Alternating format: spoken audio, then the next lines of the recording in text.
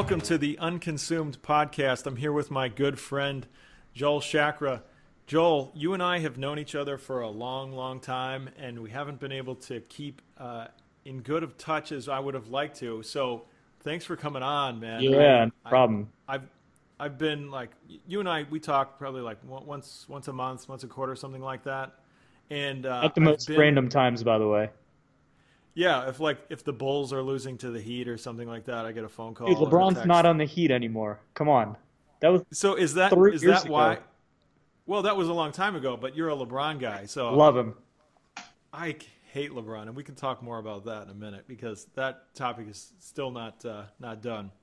But yeah, so I've been like watching. We very rarely talk about career stuff when we're having those little interchanges. So one of the biggest reasons I wanted to have you on today is because I've been watching you from a distance, seeing the company that you're at, CrossChx, your movement through the organization. And when I first talked to you about CrossChx, you were going to a startup. It was this tiny thing, and I've seen Series A, Series B, Series C, and your progression through the company. So first off, I'd love to hear about that. Yeah. So CrossChx, and you're right. Like this was tiny. I mean, back in 2013. So actually, I'll take you back even further than that. So I was in DC, and I actually worked with this guy named Brad Masco. And Brad Masco and I had a good relationship, and he saw something in me.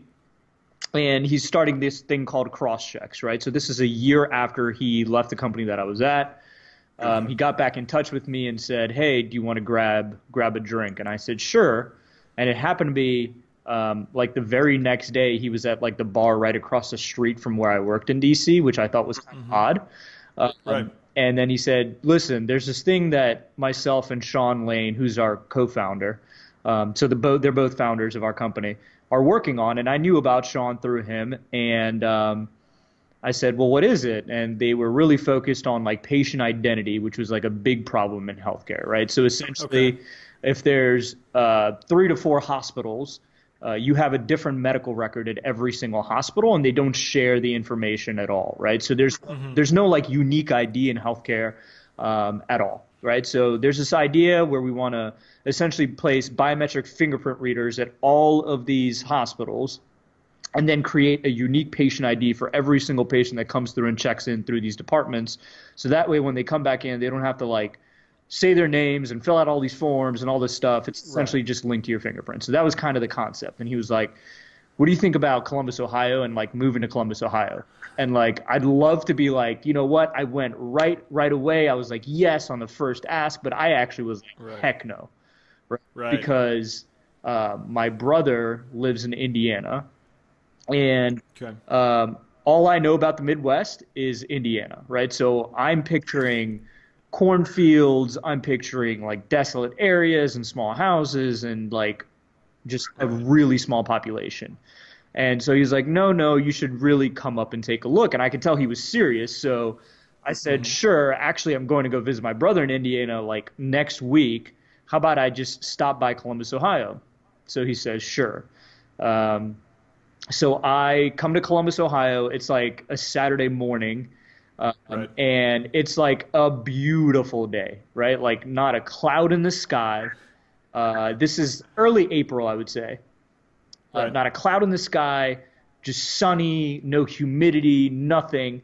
And the reason why I'm actually going on and on about the weather is because I was talking to Lee earlier. And Lee, what did I tell you was happening here in Columbus just this morning? It's snowing, and it's late April, so that's not going to fly. It's April 19th, and it snowed. Like literally, I was getting pelted by snow on the way into work this morning. Right. Now it didn't accumulate, but still. The reason why I tell that story is because that day I haven't seen since. So I knew it was special, essentially, right? So takes me out to eat, like shows me this building that I go to, and it's like the Chase building right here downtown, and there's an office there. So we go up the elevator, we walk into this office, and there's like these dashboards and like, I don't know, just very startup-y things, right? Like really tiny office, probably 1,000 square feet or something like that.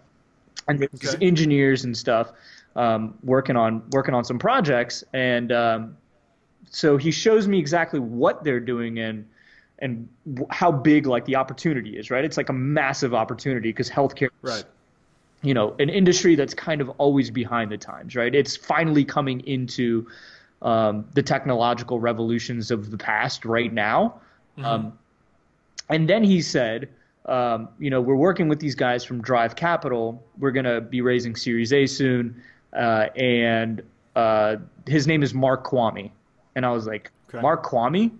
And most of your listeners, if they know who Mark Kwame is a former partner at Sequoia Capital. Mark Kwame was the lead investor for LinkedIn. And Mark Kwame, I mean, his family basically like helped found Silicon Valley, right? So it comes from. I hadn't heard that name before, but for folks that are watching this, can you describe who Sequoia Capital is and why that's so significant? Yeah, so Sequoia Capital is probably one of the largest venture firms out there, right? So Sequoia has been a part of YouTube, Stripe, Facebook, Apple. I mean, you name it. All the big unicorns of startups have essentially come out of Sequoia. Awesome. And there's others out there, but this is massive. And I mean, just being the lead investor of LinkedIn, and if you haven't read the news over the last couple of years, LinkedIn got acquired by Microsoft for like 20-something billion, right? So really big deal. Smart investor, has been there, done that. Him and Chris Olsen came here to Ohio to found Drive Capital, which is now over a $500 million venture fund. Yes. So on that note, real quick, I hear rumblings. So I'm in Austin, Texas, and Austin, Texas is always trying to say it's the next Silicon Valley, and whether that's true, I don't know. Yeah. But there's all these places. Like I've heard this about Kansas City. I've heard this about the Ohio Valley. You hear these things about Chicago, even Minnesota in some capacities. But it's like Raleigh's another city. Yeah. Yeah, Raleigh, like Research Triangle, yeah, for sure. And so I hear this a lot, and I think to myself, what is it that cuts that availability for a place to be the new Silicon Valley? Because one of them is definitely venture capital has to be there, right? Right. And so talent, and talent's a huge one too. But I feel like talent will move now more than it ever would before. Would you agree with that? Yeah, very mobile.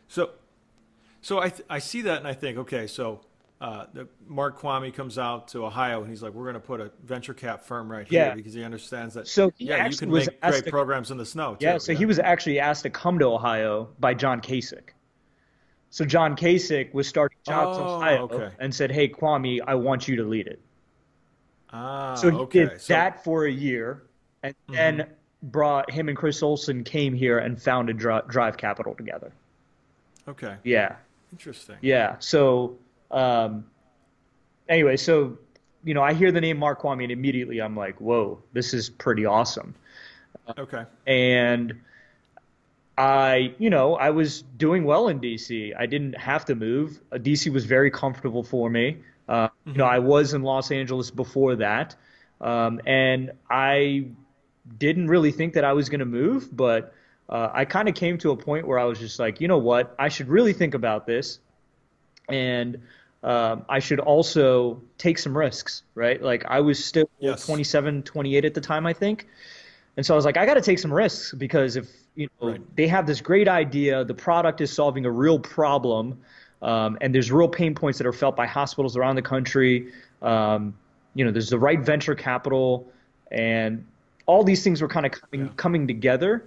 And so I said, you know what, I'm going to do it. And so I ended up signing a contract and then moving here essentially 4 days later, right? Like just quit, packed my car, found like a studio apartment downtown, and just said, you know what, I'm going for it. So that was actually 5 years ago. And so that's how my journey kind of started at CrossChx. So we were really focused, like I said, on patient identity. But the one thing that our CEO, his name is Sean Lane, was always saying over and over and over again, which is very true, is that healthcare does not have the internet, right? We need to build the internet of healthcare. And that sounds weird to people there, right? Because they're like, well, don't they have Wi-Fi? Are they plugged into a landline? Like, no. What I mean is like, healthcare is so siloed, right? Like if you're a patient, you go to the doctor's office and you fill a paper form out probably every single time you're there, right? You give them an eligibility card, your insurance card all the time. They run your eligibility. Like there's so many things that happen that are so repetitive. And it's because like all these technologies that are in healthcare, they're actually not made to talk to each other. They're actually made to be silos of data. And so there's plenty of intranets, but there's no internet. And essentially, right. And so yeah, you're hitting up a point there that I think is really important. So the inter versus the intra is exactly what makes healthcare like kind of a slow moving it's a target behemoth. because like those intranets will talk to systems within one area or one specific department. And the internet is what if the hospitals could talk to each other. Is that what that's what CrossChx does? You could walk into a hospital, put your finger on the the biometric scanner, and then that information would follow your fingerprint around to all hospitals. Right? Yeah, so that's exactly. So that's actually what we used to do, right? So just journey through CrossChx. So Series A, Series B, we've raised about $40 million of venture capital through our raises, and what we were trying to do was trying to solve this Internet of Healthcare problem, and the way to do it was to essentially put biometric readers out there, solve patient identity, get into all these hospitals, and we did fine, right? Like we were at 200 health systems across the country. We had like rapid growth.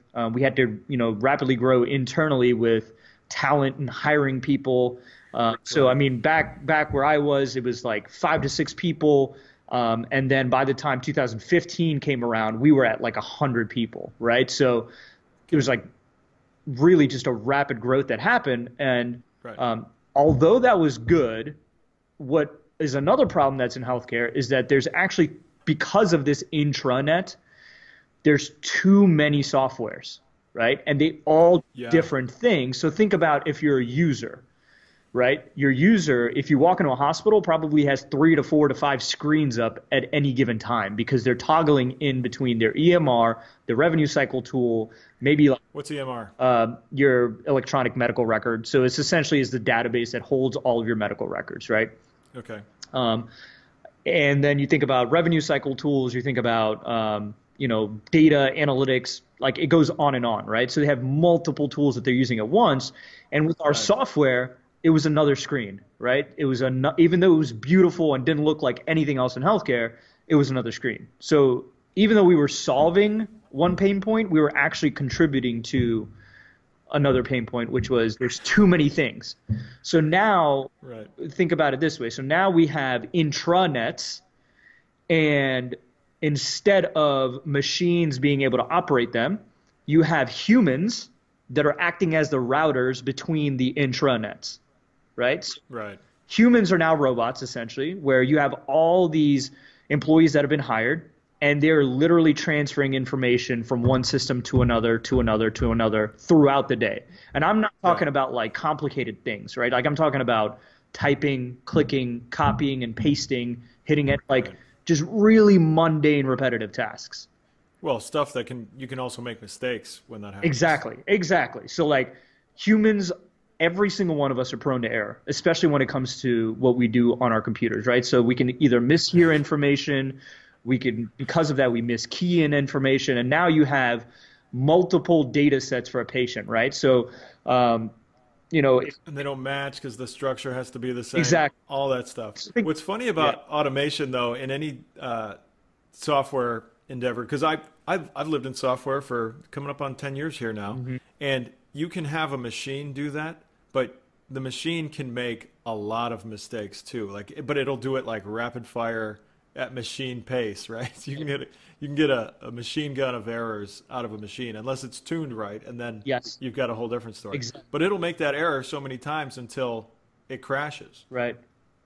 So that's a different model, but I've obviously assumed that you guys have that solved it to some level. Yeah, that's actually now the pain point that we're solving, right? So think about now humans as routers. Robo error? Yeah, so now, no, maybe not. Yeah, well, both, right? Machine learning has advanced a lot of that throughout the years, especially now. So, our problem was now we have humans acting as robots in between these systems, and they're making mistakes. Right. So what we said was, hey, listen, we want to actually, and we had already in the Skunk Works as a marketing team with our CEO, we had already worked on this concept called Olive. I'm actually wearing the hat. Okay. It's my favorite dad hat. So this concept of Olive, right? But Olive was actually supposed to be a part of a mobile app that we were creating. So if you see Apple's new health app, have you seen it at all? No, that comes on the phone though, Yeah, right? so now it's on the phone. It's native. You can essentially upload your medical records and integrates into these different EMRs. So Apple is doing it now. We actually built out an app that was beautiful that could do the same type of stuff. 2 years ago? Okay. But again, you're giving a human at the hospital even more technology that they need to adapt to. So what we said was, hey, listen, we have this concept of Olive. We wanted it to be within the mobile app. But what if we applied that to these problems that we're seeing in healthcare? So healthcare has another problem, which is they use this thing called HL7 feeds.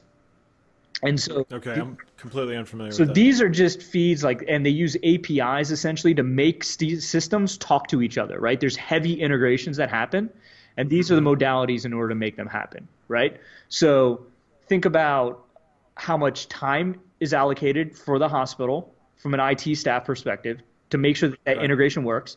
It's extremely expensive, and oftentimes it doesn't work right away, right? It takes a lot of trial and error for it to work. So we were like, listen, we don't want to do integrations either at all. Like, forget about it. So we came up with a concept of Olive that says, hey, listen, forget about HL7, forget about APIs. What we want to do is use RPA, which is robotic process automation, essentially to use the tools that you already have in place. So we have a bot called Olive. We train her on the software and tools that you already have, just like a human would. And we train her to complete those workflows and then report back to a manager about how she's doing in those workflows. So now we eliminate a couple things. You don't have to have another software. We can use the software that you already have in place. There's no integration, and you actually don't even need a human to use the softwares at all. So eliminate the routers that are humans and just actually let a machine do what a machine does best. So that's where we came up with this concept of Olive. So we use robotic process automation. We use things like computer vision. So think about it this way. So when I was talking about like the typing and the clicking, and like basic like decision tree logic, like if then logic within a workflow, think about that as like Olive's hands, right? So she's like typing and clicking her way through workflows.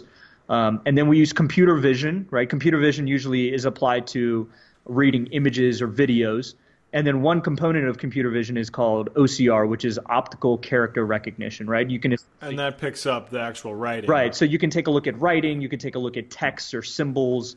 So think about that. That's really wild. Yeah. So think about that as like Olive's eyes, right? And then we use machine learning and we build custom neural nets for really large healthcare organizations that have like large volumes of historical data that they want to actually act upon. So think about that as like Olive's brain, right? So we essentially trained our AI to operate these tasks and workflows just like a human could. But what we actually discovered is that obviously humans are still needed within healthcare, but they're really needed on the front end, right? So let's focus on like face-to-face customer care, because another point in healthcare is that physicians actually spend 50% of their time or something like that within the technology typing notes. Right. And less time focused on the actual patient. And it's not that they don't want to, they just don't really have the time to, right? So like, can we free up more staff to focus on direct patient care rather than like the doomsday of AI, right? Can we actually now reallocate humans to focus on things like that rather than focusing on these like really mundane tasks? So that's what we're building now. So 5 years later, we introduced the concept of Olive to the market last year. So early last year, I would say the spring. And since then, on top of the layer of customers that we already have that also started adopting Olive, we have now reached an additional 100 customers with that. So now we're essentially building the Internet of Healthcare. So vision is still the same. The way that we got there was a little bit different. But we're still doing it now through AI instead of what we were trying to do in the beginning. So that was kind of the progression of our company. Okay, awesome. Thanks for the rundown on that. I did not know. I didn't know that was what you guys did very specifically at all. So that's awesome. Something really interesting about you're describing Olive. She is essentially made after a person. She has eyes. She has a brain. She has arms. Does she have legs? Can she run? She can't run yet. Right. Yet. But we're on that road, right? And so I'm kind of posturing into the question of like, we're creating robotic human beings. Do you think of CrossChx as something that reduces the workforce? I don't, and I truly believe this. I don't think we're there yet. Like AI. Well, we're not there yet. We're Yeah, going there. yeah, we're right? going there, but like, I mean, think about this. AI, if most people don't know this, AI was actually first coined, I think it was in like 1956 by John McCarthy as like actual term. But then if most people have probably seen that movie, I think it's called The Imitation Game with Alan Turing, right? I have not seen that. Alan Turing essentially was kind of like the founder of AI, or like the original godfather of AI, right? That's Right. I mean, think about how long ago that was, right? And the Turing test was essentially, once a machine is indistinguishable from a human, then it's true AI, right? Watson's been doing, all sorts of data and analysis and everything for, I don't know, maybe the last 10 years if you think about it. Right. So it's going to take us a while in order for it to be like a real job eliminator. Like, I don't think you're going to have what most people call like conscience AI for like maybe, I don't know, 20 years, right? There's just so much that you have to do in order to get there. Now, automation, it just exists, right? Like most people, when they think about machine learning, they probably think of like this brain that's got like a bunch of cords plugged into it and it's just like doing evil things. But like, machine learning is simple, right? Like it's like going on Facebook, and all of a sudden Facebook learns your behaviors, what kind of stuff you like, what kind of ads you're looking at, and like when you log in, it shows you that on your newsfeed, right? If it shows you the people that you interact with the most, right, or the types of pictures that you like, it'll give you more and more of that in your newsfeed. So machine learning is also just a very basic concept. Right. I think about this occasionally because I've got 3 kids and they're very young. So I'm thinking, okay, what's the world going to look like for them in 20 years, right? And so you say, we'll be there in 20 years. So I'm gonna go to my kid and be like, be good at math. Yes. Learn how to write cursive. Yes. Like, I just don't know if those are skills that are going to be, necessary. And so I'm trying to think like, math is important because you need to have the cognitive function. Like your brain is a muscle and it's got to pick that stuff up. Yeah. For you to be able to do anything else.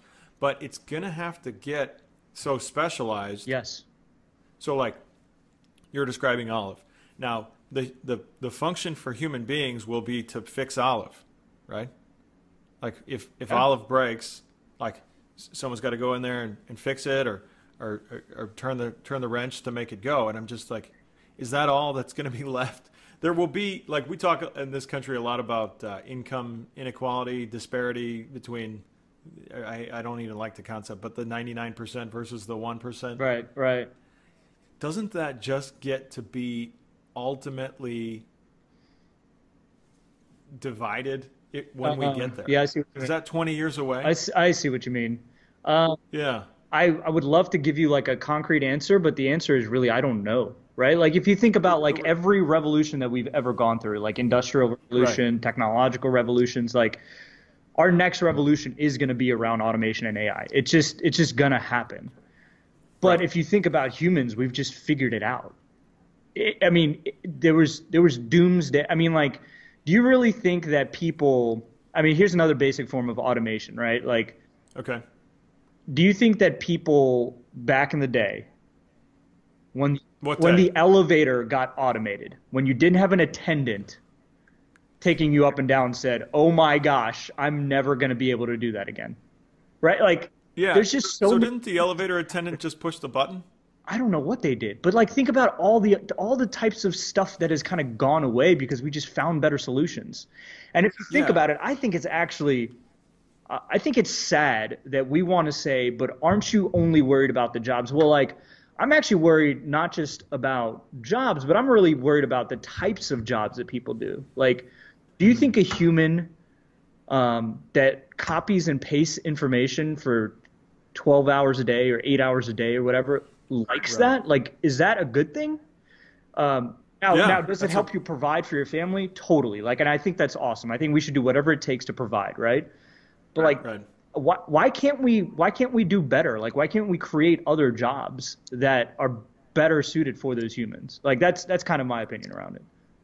Right, and I like the way you phrase that, because you said you don't know. I don't know. I don't think anyone knows. Yeah. But it's a question of like what track do we go to solve those types of things? And so the one you hear all the time is universal wage. You heard that? Yeah, I've heard. I think the first time I heard it was I think it was Mark Zuckerberg that said it. Oh, really? It's been around for a long time, because it's like you mentioned in '56 that was like the birth of AI, and so it wasn't long after that people were talking about like, well, if we're going to just create robots and our overlords will tell us what to do, like what are we going to, what kind of jobs are we going to have? And I just think like in order for people to have a job in 20 years, it's going to have to be super hyper specialized. And technical, likely. Yeah, exactly. And then on the other side of that, there will be so many people that just can't do it, or they couldn't get good enough at something where they would lose in the competition for that role. Do you think that that's happened anyway over the last 20 years? Like, think about everything that we've done with like coding and websites, and software engineers are like the most sought after job, out there, right? Like, everyone's trying to get a software engineer, like no matter what kind of company you are. You don't have to be a technological startup like us. Everyone's trying to hire a software engineer, right? So, well, they're not looking for just a software engineer. They're looking for a great software engineer, because there's a lot of guys that can write, or guys or girls that can write specific code, and it's pretty good. But there's a major difference between like a world-class developer and just a guy. Yeah. And so I say that because I think about this a lot, because I like even what am I going to do in 20 years? Am I going to be irrelevant in 20 years? Because I don't have coding skills. That's not coming at this point. Yeah. So I'm just thinking like, okay, where can I play the game? And one of the main focuses of this podcast is I brought you here, and I'm here because I love to talk to people that find opportunity in hard things. Yeah. So, I'm just, and we don't have to come to an answer right now, but I'm just thinking like, if you could look at the Industrial Revolution and have been in that time, and then immediately drop yourself 20 years before it, like how would you re-engineer your action in that time? And so, there was a video that came on my LinkedIn page this morning, and it was Steve Jobs in like the 70s, and he's talking to a camera. It looked like the first vlog I've ever seen in my life. And he's got his circle glasses and the full head of hair, and he's like, when I was 12 years old, I called Bill Hewlett, and I asked him if I could, I was making frequency counters, and I wanted to see if I could get some parts from him. Like that, the guts to do that when you're 12 is like, that's pretty top of the line. Yeah. And then not only did he get the parts, but Bill Hewlett let him go work in a Hewlett-Packard factory. That's incredible. And then the rest is history. And like the lack of fear to do that. And I just think like us having this conversation and knowing where things are going, and then in 20 years from now, for us to know this and have gotten trampled by it would be such a tragedy, because you knew it was coming. Get yourself prepared. Actually, you know what? You got to have some sort of like intuition around that too. And I say that because of this. Right. So most people that don't know this, like I was actually born in India. I was raised for a little bit. Oh, you don't say. Yeah, so I was raised for a little bit of my life in Dubai, and then my family immigrated here in 1991. Right. Mm-hmm. So think about this. So I have a mom and dad that really wanted to take a giant risk, right? They had 2 kids, right? But my dad and my mom kind of did what most immigrants around the world do, which is essentially they look at America and they say, we know that if we want to truly provide and we want a better life for our kids, for our families, all sorts of stuff. And this was back, like obviously most countries are super developed now, especially India, but like they said, I know that if I want to do what I want to do, I got to go there. So it's like a certain intuition to say, I got to take some risks. I got to go halfway around the world. And then when we get there, we're going to figure it out, right? So my mom was in nursing, and then my dad was really into computers and stuff. And he knew that computers and technology and everything else that was kind of happening around the early 90s was what was going to be sustainable over the next, 10, 15, 20 years, whatever it took. Right. So I think there's a little bit of risk and intuition that's involved in that. And then, just even my upbringing, like there's no way that I would have thought I would be working at an AI company. You asked me 10 years ago, when we were in college, there's no way I would have thought being at an AI company. But I know that you just need to have a certain intuition where, like, if most people don't know this, AI is where a lot of our technology is going. So if you want to really be somebody that's entrepreneurial or make an impact in technology, go towards AI, because that's where everything is going to go, right? You got these giant CRM softwares like Salesforce that have developed Einstein because they're going towards an AI model, right? So everyone's going to start doing it. And if you don't at least study it and learn it and understand it, forget about like the developers, right? Think about what I do from like a marketing perspective, right? Like AI is very complicated industry to speak to from a marketing perspective, right? So what can I do to better myself from a marketing perspective? Like I've learned so much since we launched AI about what you should and shouldn't say, right? Because AI can be perceived as what we were just talking about. It's going to kill everyone's jobs. We're going to have universal wage, et cetera. So you just have to learn that along the way. So I don't know. I asked you that question as a little bit of a trap because I talk AI all day too. Yeah. And so what do I hear is that, and I wanted to hear your response. Yeah. But there is some foundation to the question, right? Yeah. We're just gonna change the jobs, I think, but there will be elimination of some roles. So like there's definitely going to be a short-term pain for sure. Yeah, like I was talking with someone about the Tesla truck. You seen that? Oh yeah, it's beautiful. You're talking about the they semi. Are kind of beautiful. Yes. Yeah, if they made a pickup truck, I'd have that yesterday. I would buy a semi because it's that beautiful. Right, and that has never been said in the history of auto manufacturing. Right. But it's true. Like, it's amazing. It's a truly amazing technological, and the utility is so high. And I think that is killer, right? Like, that thing on the road, the torque and the payload it just beats the competition hands down. And I don't know if you heard me say this, but if they made a Tesla pickup truck, I'd have that yesterday. They're going to. All right, well, I got to have it. There you go. That'll be really cool. But I think about like if that truck can self-drive at any point, then you're looking at putting 1 million or I don't know how many truck drivers there are. How many do you think there are? I don't know. But keep going. Keep going. I have a response to this. Okay. And I just think there's so many truck drivers and they're not young guys and girls that are going to go learn a new skill right now, right? So you're looking at an entire swath of the American population that just is done. What do? And so you say that's going to be short-term pain, but like that short-term pain is the last third of someone's life. Yeah. And it's like, how do you tell that story?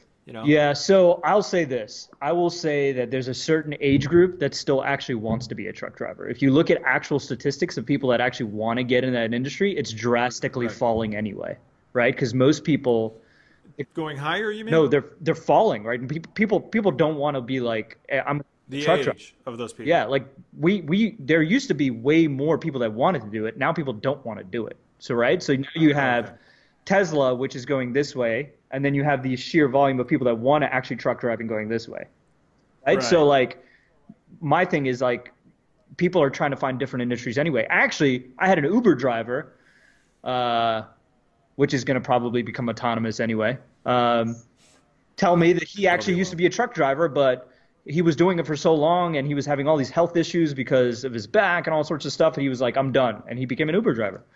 Right. So like, I just feel like people figure it out, man. Like, is that always going to happen? Probably not. But like for now, maybe over the next 15 years, people are going to figure it out. Like, but when you get to like truly conscious AI, like, you hear about like, well, what if AI is like running our military? Then okay, it's scary. Well, yeah. Can you even imagine? No. Pass. I can't either. Pass. I'm gonna have a dream about that tonight. I'm gonna wake up in a cold sweat because Joel told me that I was gonna run the military. Yeah. You know, that is another really wild thought because my thought, I like to think about politics, but I hate to talk about politics because it's just like you run into the wrong person that's not interested in hearing your political opinion, Yeah. then you're going to get a load of their political opinion, Yeah. and it's not going to go well. So the reason I think politics is such a difficult thing to talk about is because there's so much personality in it. Yeah. That I even look at the people that are in politics, and you mentioned John Kasich, and it took me a second for even that to flip on, oh, that's a politician in Ohio. Is that I think that one of the things that rubs people so wrong about left or right, and there's so many spots in the middle that I just feel like when you're either left or you're right, like there's a full spectrum here, and more reasonable people are closer to the center of that than they are anywhere else. And that's, a podcast thought. Please don't call me angry because I'm not left enough or not right enough. You'd be surprised that does happen, Joel. Really? Yeah. Twitter is a wild place. I feel like you're a pretty fair guy.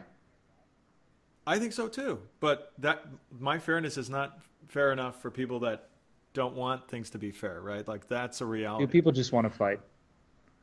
They love it. And I think one of the things that would rub the corners off, like the political battle, would be if the politicians themselves just were like robots and they were like, here's what policy is. And like, can you imagine? Okay, so let's use Donald Trump as an example. If Donald Trump didn't have an orange face and yellow hair and was 70 years old and was overweight and all of the other KFC and Popeyes and Taco Bell and yeah. Yes.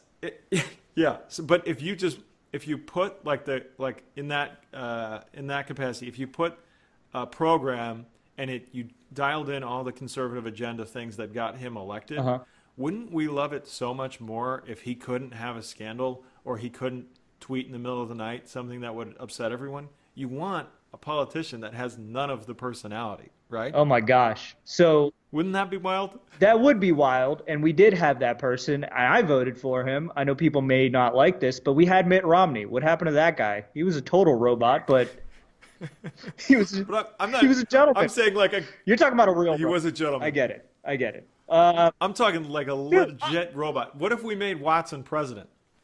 Hey, it'd be the smartest president ever. Like, what do you want me to say? Here's my thing. Like, over the years, I have become so, I don't know what the word is. I hate politics now. Right. It's so hard to even look at. I mean, here's the thing, right? You bring up anything political at all, it's immediately going to trigger somebody in one way or the other, right? Right. People are so far right or far left. Like, if you're in here, they're trying to pull you here or here, right? And it's like, no, I actually just want to be here. Like, you go do your thing, because I actually think both you are full of crap, right? Like, that's the way I am now.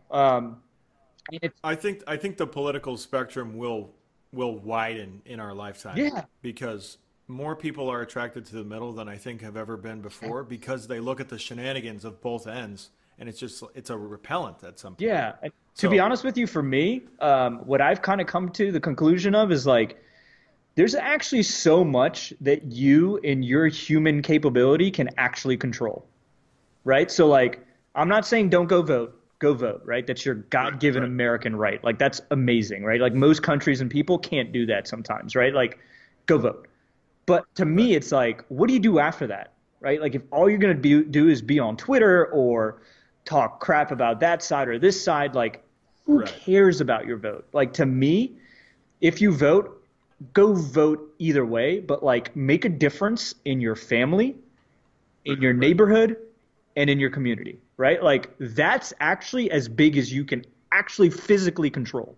You can't actually control anything outside of that, right? Like, so focus on your family, focus on your neighborhood. So like, if you do like block parties, or if there's like a, local business that you love being a part of, or in like your community, if you love volunteering, or like being on the board of nonprofits, like whatever that thing is, like that's what you can control. And if you want to Right. actually make a real difference and have reasonable people to talk to and make genuine friendships that are long lasting despite like political party, like that's how you do it. Like, and Right. if you are actually doing the opposite of that, like I'm sorry, you might just be a crappy person. Like if you don't like family, if you don't like your neighborhood, if you don't like your community, like, and all you're doing is going on Twitter and blasting this person and that's what fulfills you, like I don't want to be around you because you're probably a crappy person. So It's going to be a rough go for yeah, that person and the people around that person. And I think you hit it on the head when you say like your own house, because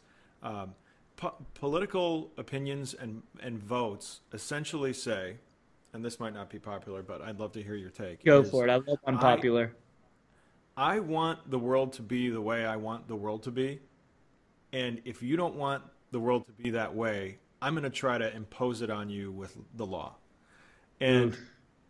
that's a wild thing because the law is essentially the underbelly of the law is just force, right? So if the law comes down, you don't abide by it, I'm going to come pick you up with the police, and we've built these big boxes for you to live in for the rest of your life, which is really wild. Right, So I think I just get really exhausted. I think of it as like a hamster right. wheel of politics, right? So I have a couple political pundits that I enjoy because I think they give it a fairly objective view, and I do want to know what's going on. I don't want to be completely out of Sure, it, right? sure, yeah. Because politics does affect, or I shouldn't say politics, I should say policy Mm, affects your day-to-day life.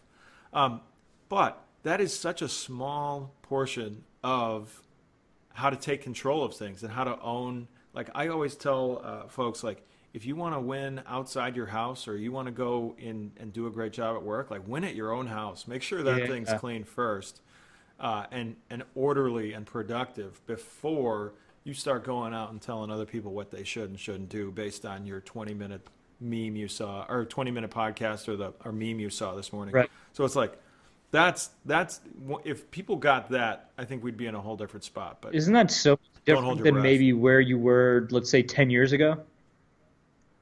Oh yeah, I think my political stances have softened Me significantly too. because you run into people and they're just like you when you get to know people, you're and if you're listening, then your mind will broaden over time just because when you meet someone that I think is really interesting or and you enjoy being around, you can't help but value their opinion, Think right? about how much more fun you have when you go out and you don't have to talk about politics, right? Like, I've, imagine if right. you like go to the bar with your friends and somebody starts Hmm. talking about something political, guess what happens? Half the group probably walks away, and then the other half is sitting there arguing.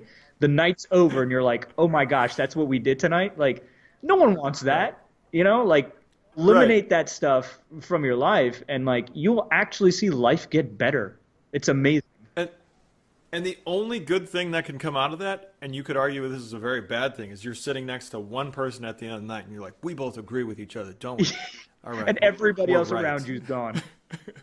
Right. And it's like, okay, so we both kind of lost. Yeah. And then in the absolute worst case scenario is you've offended all of your friends. No one wants to hang out with Or you. family. And you're hanging out Yeah. solo, Yeah. right? I can't do that anymore. That's exactly where I was like 10 years ago. I had like so many strong political stances, and then I remember what I don't know what it was. I think one day I was kind of like, I think I'm just gonna turn off like the news and I'm gonna Right. go outside or something. I don't know. I'm gonna focus on my family. I'm gonna focus on learning more because I live in like a very competitive landscape when it comes to like startups and technology. And you Right. immerse yourself in those things, and all of a sudden, everything else that you actually held on to is actually completely meaningless. Dude, I'll tell you another track on that same tone is like, I love video games. It's I know that it's about you. I do love video games. Like when So you're I have not a into few favorite Fortnite? series. Well, and that's the problem. I really want to be into Fortnite. Uh, My nephew was down here a couple of weeks ago, and he was playing Fortnite like 20 out of the 24 hours a day. And I was sitting there and be like, "Oh yeah, I want to try that." But it's the middle of a work day, and then like when work's over, like my wife is knocking on my office door and she's got a kid in both hands and one on the trail. You know, it's like I've got a lot of stuff to do. And in order for me to play video games, other things have to suffer. And I think, like, if I want to play a game, it has to be a blockbuster, like, killer game. And I'm going to have to stay up through the night to do it. And I'm going to be worthless in the morning. But that's how great the game has to be for me to play it. And so, like, I think about that. I think politics it fits in that same vein, because I used to, like, when I had more energy as a younger man, like, I could watch the news and be like, yeah, he's right, he's wrong. Like, oh man, I'm scared of that guy, and so on and so forth, right? But now I just don't have the extra cycles to think, oh, he's coming to get me, or like he's going to do that, or she's going to take over this, and that's going to be real bad for me. You know, it's like the only people that have time for that are stealing from something else that they could be doing. That You know what I make a lot of time for now, even though I'm still not very good at it? Sleeping. I know you're a dad, and so you don't get to sleep much.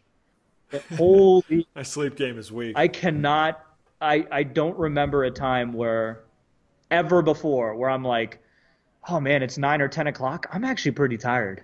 Like, you know, I get up pretty early, right? I'm an early riser, but it used to be like, man, I would 12 o'clock, 1 o'clock. All right, now I think I'm getting tired. Wake up at 6. Right. Let's get after it, right? Like, that's what it used to be. Now I just appreciate sleep. I appreciate my bed sometimes.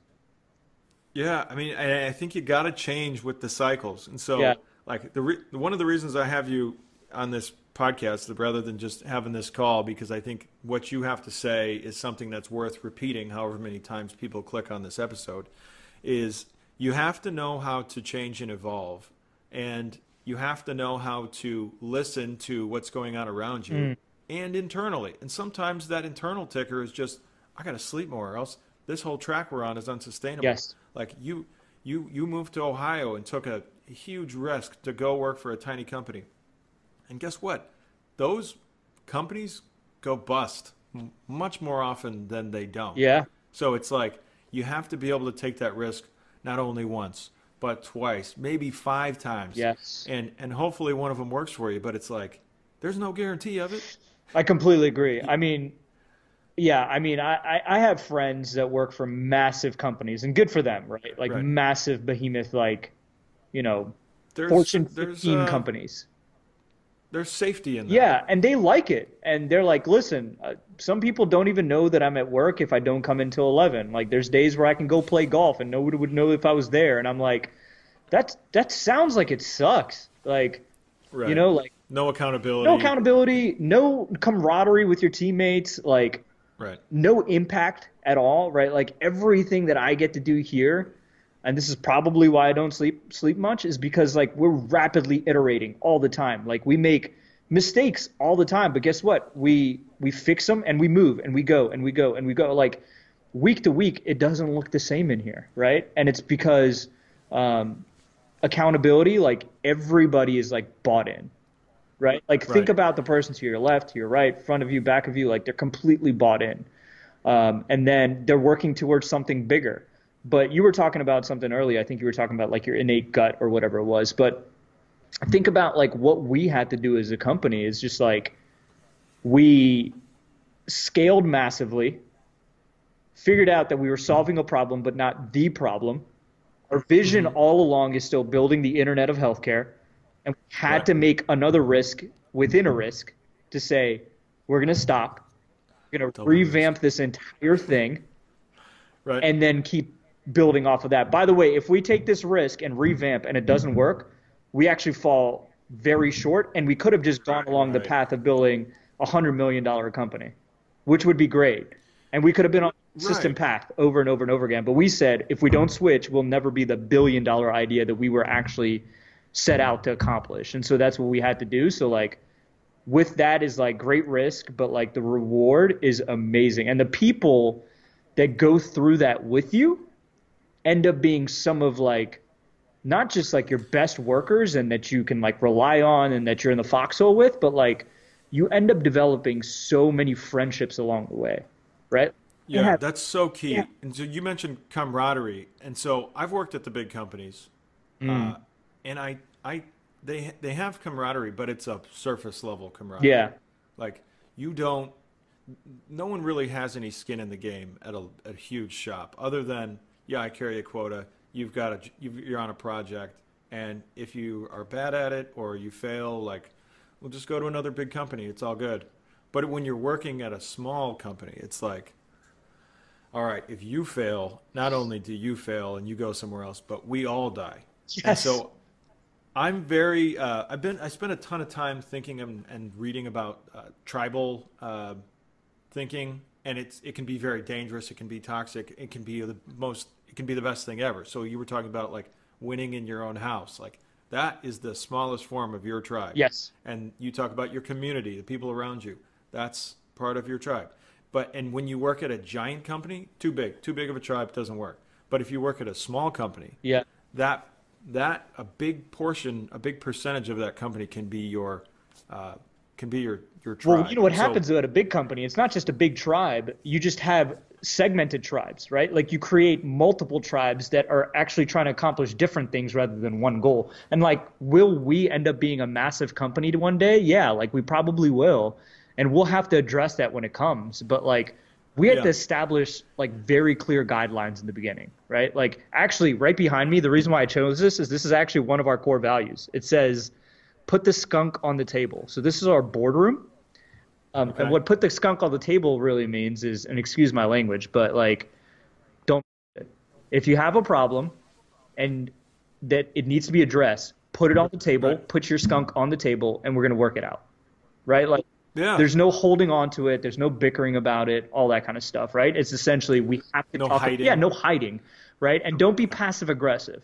So like we have core values that are like this that are plastered all over our walls, right? Like EAFL, excuses are for losers, right? Like fight above your weight class. And then one of the key ones is we only hire the best, so prove us right, right? So yeah, from the offset, it was we're only going to hire like and find like the best of the best of the best. And if we don't, and we do bring them right, in house, like guess what? Like a lot of those people have filtered out, right? Like it just happens naturally because they come in and it's funny because I get asked this a lot and I haven't started thinking about this until recently, but like people have asked me during interviews, people that I interview say, hey, do you really think CrossChx is going to be $1 billion company?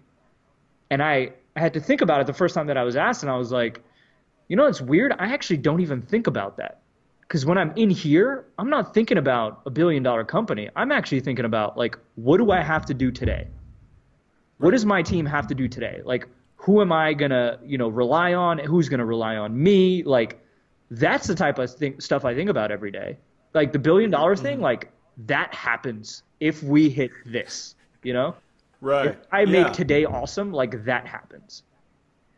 It's like one of the things that gets thrown around in my world too much is tactical versus strategic. So Mm, the overlying big goal is to be $1 billion company, but there are things that are knocking wolves knocking on the door today, and those are the tactical things.